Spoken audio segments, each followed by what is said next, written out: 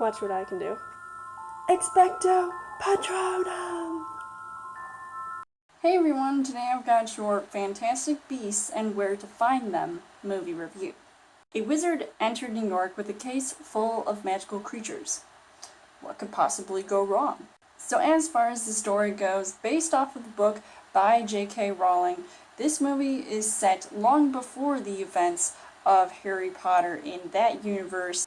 This starts with the realms of the human and magic worlds, which collide as soon as all of these creatures escape by accident. And now they have to be found. David Yates once again returns to helm yet another wizarding world film, and for a prequel film, he does a good job. I really like the fact that I could go into this movie blind and basically finding out what it's like on the other side of the world, because the Harry Potter universe is set in the UK while this one is set in the USA. I think it's really cool as far as a separate magic world goes, and it's even interesting that humans in America are called nomads instead of muggles. I did find the storyline to be very interesting, and, like I said, I had no idea what was going to happen in this movie, and it really looked cool, and I was really looking forward to going back to the Harry Potter universe and seeing all of that magic come to life on screen yet again, since the Harry Potter movies have ended. But now I hear that they're making even more Fantastic Beasts films.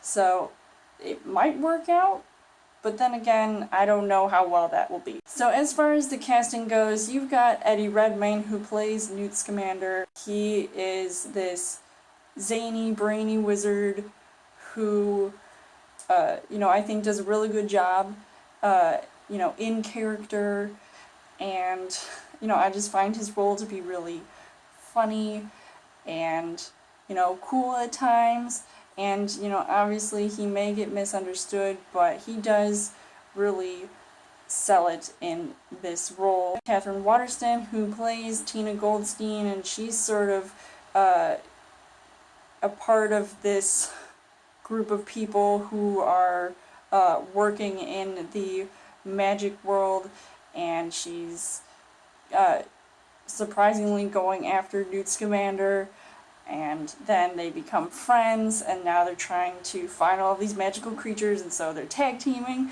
along with Dan Fogler, who is a nomad named Jacob, who ends up falling in love with Tina's sister. And so I thought that was, also really cool to see how they were going to deal with that. But then you've got to also deal with the bad guys of this movie.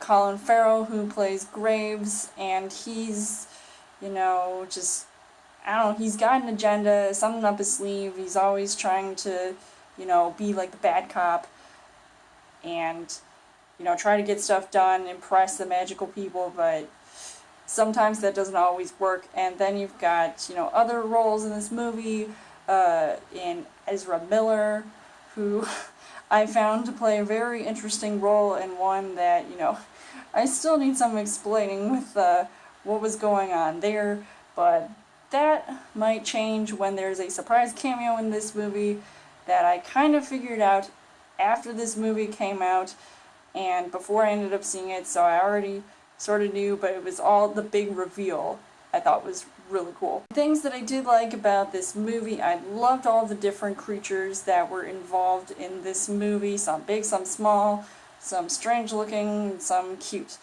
I also found that there were similar nods to things that were introduced in the Harry Potter universe. So seeing that here, I thought was a good refresher, because it's been such a long time, but of course you can't forget the Alohomora. This movie definitely had a lot of action sequences. It was definitely a different experience with this movie, because there was so much going on that, you know, I wasn't aware of, I didn't see coming. So I thought, like, you know, that was really cool to see something completely brand new. But unfortunately, the things that I didn't really like about this movie, although the effects looked cool, maybe it was a little bit too obvious when things were rolling out in CGI, so it wasn't as impressive, but it was exciting as it was not as fun to watch. And yeah, I did enjoy myself watching this movie, but maybe not as much as I did when I saw the Harry Potter movies. So overall, I would say that Fantastic Beasts and Where to Find Them is a, you know, good movie returning to the Harry Potter universe. Definitely, it's a big change having to get used to all new characters and all new settings. So I would still recommend seeing this movie, and I would give this 4 hearts on the heart rate scale. So let me know in the comments what you guys thought of Fantastic Beasts and Where to Find Them. And as always, you guys can subscribe to my channel. I've got more movie reviews, movie updates, come back every week for a Child Thursday video. You guys can also like me on Facebook and follow me on Twitter, and I'll see you guys later.